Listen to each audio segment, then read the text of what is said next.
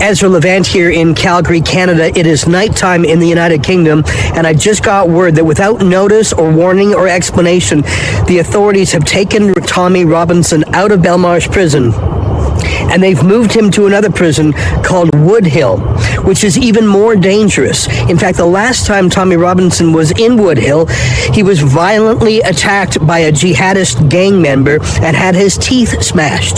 The prison governor in Woodhill, who's also a diversity hire, has therefore put Tommy down the hole, down the block. He is in solitary confinement, a tiny cell typically used to punish inmates who are violent.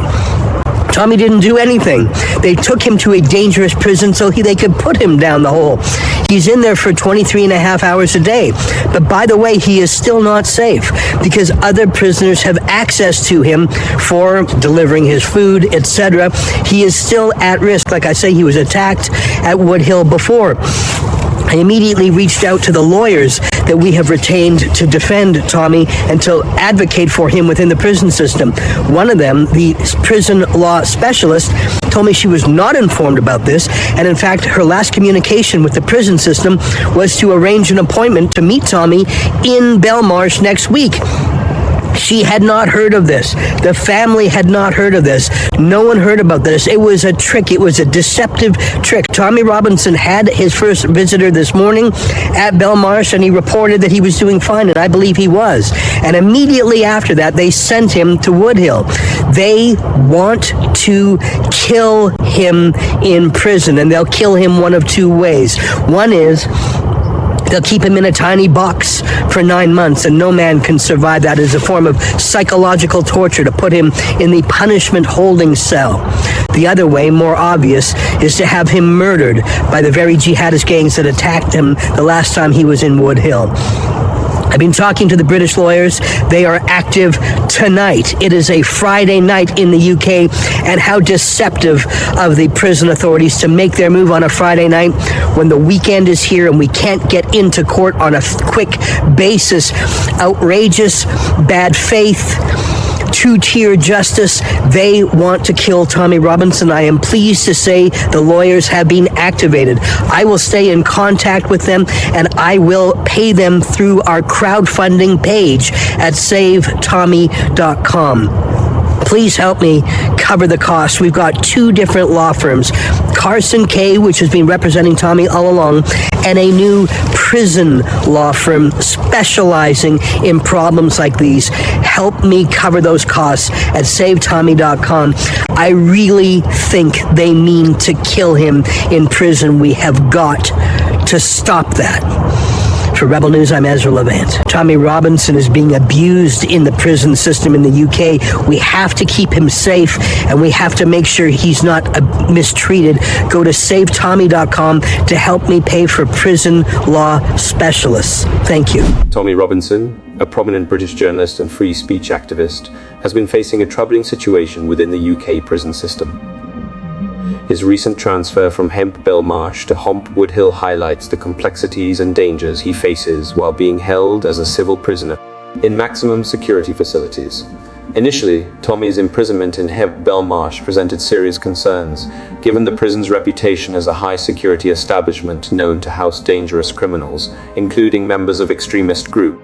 Yet, despite its challenges, Belmarsh offered a certain degree of safety through segregation units that could protect him from the prevalent gang culture, particularly from jihadist groups that dominate much of the prison system. He recently received his first visitor and seemed to be in high spirits, suggesting a degree of optimism about his circumstances. However, things took a dramatic turn shortly after the visitor left. In a surprising and unexplained move, the prison governor at Belmarsh arranged for Tommy's immediate transfer to Woodhill. This change of location brings him back to a prison that he knows all too well, and not for good reasons. During a prior stay at Woodhill, Tommy faced a violent attack from a jihadist gang member, an incident that left him with severe injuries, including damaged teeth. This previous experience alone indicates the potential dangers he now faces upon his return to this facility. Given the lack of a safe zone in Woodhill, his prospects of remaining unharmed are even grimmer. The manner in which this transfer was orchestrated raises troubling questions about the intentions of the authorities.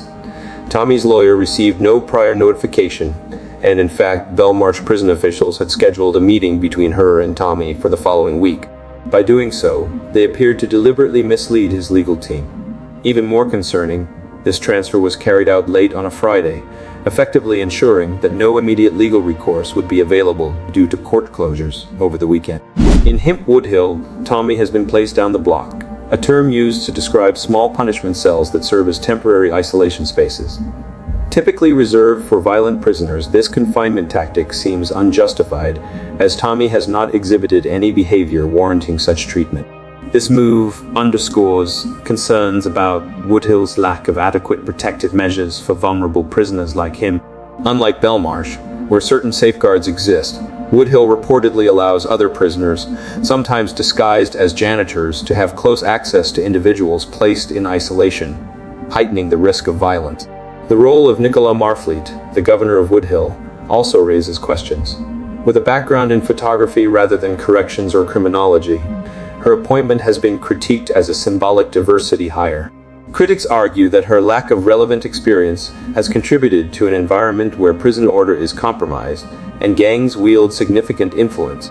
Tommy's lawyers, Carson Kaye, and the prison law firm Rees Thomas Watson have committed to addressing the legal challenges posed by this abrupt transfer. However, they acknowledge that the Friday timing has effectively given the authorities a significant head start, making it challenging to intervene quickly. This maneuver has intensified concerns that the UK government is using the prison system to silence and harm Tommy. It is important to note that Tommy Robinson is being held as a civil prisoner, meaning he has not been convicted of a crime. This classification raises questions about why he's being placed in maximum security prisons known for housing dangerous individuals. Some of Tommy's supporters argue that this is a calculated decision by the British government, aiming to punish him through a series of transfers and placements in hostile environments. They view this as a deliberate effort to isolate him, put his life at risk, and ultimately silence his voice. In a broader context, Tommy's supporters perceive his treatment as part of a more extensive campaign against free speech and dissent in the UK. By detaining him in prisons like Woodhill, they argue the government is not only punishing him, but also sending a message to other activists and journalists who question the state's policies or speak out on controversial issues. The plight of Tommy Robinson is emblematic of a larger conversation about the treatment of political prisoners and the limits of freedom of speech in the UK. His situation underscores the potential for the prison system to be wielded as a tool for political purposes, particularly when due process and transparency are compromised. For now, Tommy's supporters and legal team are focused on ensuring his safety. They are working tirelessly to secure his transfer back to a facility where his well-being can be reasonably assured. While they remain vigilant, the broader fight to protect civil liberties and hold the government accountable continues. This situation serves as a stark reminder of the fragility of free speech and the lengths to which some governments may go to suppress voices of dissent.